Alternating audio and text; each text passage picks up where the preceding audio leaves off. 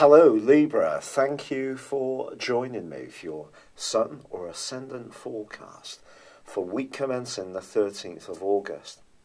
Of course, last week's partial solar eclipse in Leo was really exciting as far as group interactions, your long-term plans and your highest aspirations. I'm not talking about goals in a physical sense like ambitions to do with career. This is more to do with things that mean a lot to you at a more spiritual level, if you like. But that partial solar eclipse did feed into the power, the potent power of Pluto, which has been shaking up your home, emotional and family life since 2008. And that combination with the Sun continues on Monday and Tuesday of this week. Furthermore, Mars retreats back into the sign of Capricorn, where Pluto is, on Monday, where it's going to be through to the 11th of September.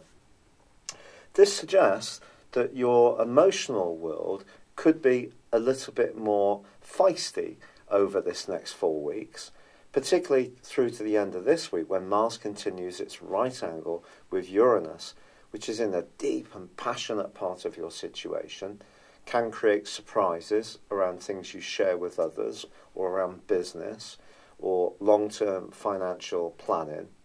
But of course, Mars in Aquarius, as it was, is very good for you broadly because it's very much about your passions and the things that you enjoy. As it inverts back into Capricorn, it's still retaining that square of Uranus, which has really been shaking things up for us all since the second week of May, but on a disassociate basis. And I just feel that it is going to be important not to react to situations. Of course, you're known as the master diplomat of the Zodiac, that you can be very detached and think things through before you react. But Mars could see you be a little more impulsive in the weeks to come. And then on the other side of the heavens, we still have Mercury tracking its way backwards in the sign of Leo. But that does come to a close. And by Sunday, Mercury goes forwards. And if there have been cross wires or misunderstandings with any friends or groups of people you're involved with, I do feel that those can start to unravel. Yet it won't be until Mercury comes out of shadow on the 2nd of September, when it reaches the point where the retrograde first began, that things will completely get to where you perhaps want them to be. But this is also a week when Uranus does continue that fine link with Saturn. So if there is something that you can change at the heart of your world, whether it's home modifications, an improvement scheme, renting a room out, starting a home-based business, look to be as enterprising as possible, but with Saturn's support, check everything out in a very scrutinised and thorough way. It's been a real pleasure being with you. Thank you for joining me. I'd love it if you would like or comment on this video, or if you've yet to do so, please do subscribe to this channel. Thank you. Hello Libra, thank you for joining me for your monthly forecast for August for the Sun and also the Ascendant. There's two standout pieces of absolutely fantastic news for you. On the 7th of this month, Venus, your ruling planet, returns to your sign. She's going to be with you right through to the end of this month. This is going to give you the opportunity to really move into your power when it comes to your personal appearance, your sense of attractiveness, your creative abilities, and you may find, particularly if you're single, a lot more interest is evoked in you just in very natural, spontaneous ways from this change. The second standout, brilliant piece of information occurs on the 11th when there's a partial solar eclipse in the sign of Leo. Now you have this occurring, but you also have Mercury tracking backwards in Leo, and the North Node in Leo 2 is also inverting backwards, which in its case means it's moving clockwise, and that's something that is going to not necessarily see things flowing about your long-term future plans, your higher aspirations, not immediately, but I think the partial solar eclipse still gives you a great deal of caution for optimism. Because if you are someone who's very clear about what you want to achieve, Mercury's retrograde is just a passing thing. it's possible that this energy will play out more around your social world or even friendships. Perhaps some friendships are going to be revealed for what they are this month, particularly once the sun moves on the 23rd, and there is also a full moon on the 26th in a very tender area for you. There's also a riveting right angle between Uranus and also Mars. This goes on for the first 3 weeks. Now, if this rings a bell, it's been off and on ever since the second week of May. And because both planets have been going through retrogrades, it's being repeated again. Now, Uranus for you at the moment is in an area which is very much to do with intimate and close involvement, to do with finance, and in a very neat way, it can give you a new way of looking at those kind of areas. It could make you very innovative. And if you are interested in working for yourself, for example, Uranus in this area, and it's going to come back full time for 7 years next March the 19th, can be very helpful through till November the 6th of this year. But its retrograde suggests that if there is an involvement that you have, particularly a romantic involvement, that isn't working very well, there could be a lot of tensions this month, particularly if you start to think, look, is there really a future for this tie?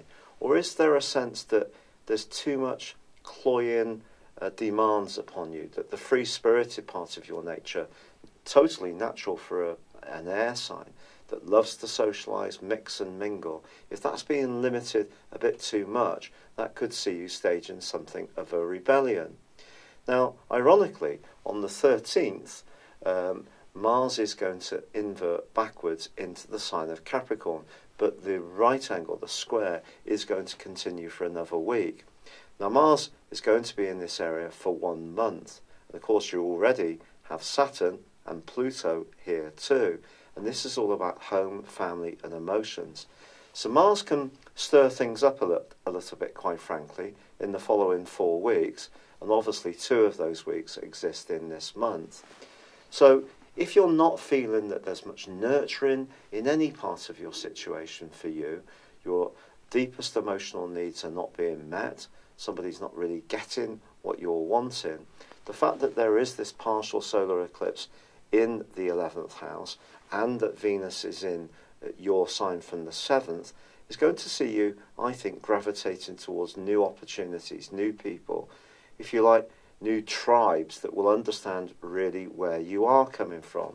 So there is the potential for some light interactions. Okay, there could be some cancellations, changes of the plan and all the rest of it with Mercury in retrograde until the 17th. But that's going to go forwards from the 18th. But I think it's more that there can be some kind of transition if you're in a situation which isn't really feeding your soul. And that is seriously going to see you thinking about your future, particularly in the last 10 days of this month, when you can become much more reflective rather than playful and interactive. So, once there is that full moon on the 26th, I do feel that's going to give you a lot of food for thought, particularly if you feel that you're being very self-sacrificing. However, in a more productive way, if you are looking at property renovation or moving to somewhere that fits your needs or working from home, the angle between Uranus and Saturn, which goes on all month, can be very providential. Also, Jupiter is forging a great link to Neptune too. And by being self-sacrificing, it actually could be good for you, particularly professionally. So if you work in a role which is about care or looking after people in some way or provision of services, then it can be very positive. So it's all about nuances, something that you have a great appreciation of.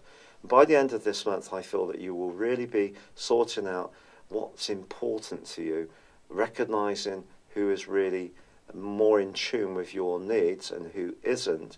And there could be some key decisions that you do need to make. So whilst a lot of astrologers will be talking about the fact that Uranus goes retrograde from the 7th, and of course Mars and Mercury, and we already have Neptune and Pluto in retrograde, I think the bigger picture really is about Mars squaring Uranus and the need for you to really feel that you're valued And that's going to be something that becomes a much rawer, much more visceral issue for you in the second half of this month. For now, it's been a real pleasure being with you. I'm sorry this video is coming to you late. I haven't been so well recently with rheumatoid arthritis because it's relatively newly diagnosed. I'm still getting to terms with the treatment regime and all the good natural stuff I'm taking too. So thank you for your patience. I'd love it if you would like, comment or subscribe to my channel if you've yet to do so. But for now, good luck and goodbye. Hello, thank you so much for watching my video. I'd love you to join me at my Horoscope Ace app. You can find this at www.horoscope-ace.com. You can use it through Android, iOS, Apple or Facebook. Check out your ascendant or your moon sign or download your free birth chart. There's all your favourite videos, plus there are daily, weekly, monthly and yearly horoscopes for general, love, Chinese and Indian astrology. If your passion is tarot, there's my brilliant 3-card money or love tarot readings too. And it's all there at www.horoscope-ace.com. Thank you.